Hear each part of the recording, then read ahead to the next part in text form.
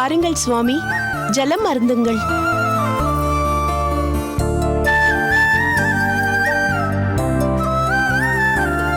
யாகம் நன்றாக நடந்ததல்லவா?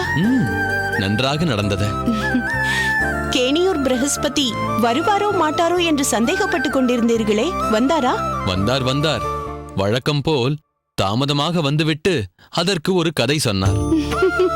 இப்போதுதான் அகத்திற்கே பழைய கலை வந்திருக்கிறது. அப்படியா சொல்கிறாய்? ஆமாம், ராமானுஜனும் இப்போது படிக்க தொடங்கிவிட்டான்.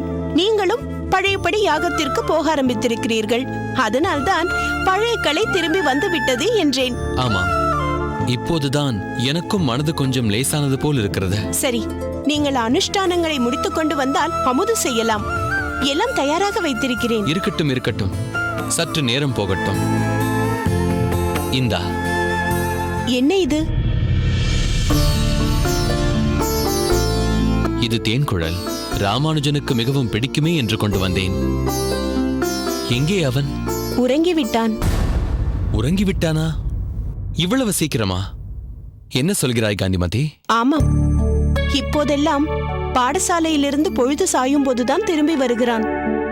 இன்றும் அப்படித்தான் வந்தான். ஏன் அவ்வளவு தாமதமாக வருகிறான் என்று அவனை கேட்டாயா? குரு இவனையே சில மாணாக்கர்களுக்கு போதிக்க சொல்கிறாராம்.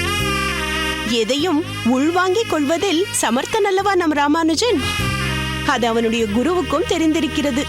அதனால் மாணாக்கர்களுக்கு சில விளக்கங்களையும் கூட இவனையே கூற சொல்கிறாராம். பெருமையாகத்தான் இருக்கிறது. சரி, இருந்தாலும் அவன் இவ்வளவு சீக்கிரம் ஏன் உறங்கிவிட்டான்?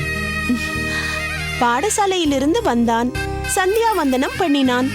அமுது செய்யும் போது கூட இலையை பார்த்து சாப்பிடாமல் எங்கோ யோசனையில் இருந்தான். பிறகு அறைக்கு சென்று ஓலைச்சுவடி ஒன்றை பார்த்து கொண்டிருந்தான். சற்று நேரம் கழித்து பார்க்கிறேன், அப்படியே உறங்கி போயிருக்கிறான். அப்படியா? இன்னமும் உறங்கிக் கொண்டுதான் இருக்கிறானோ? ஆமாம்,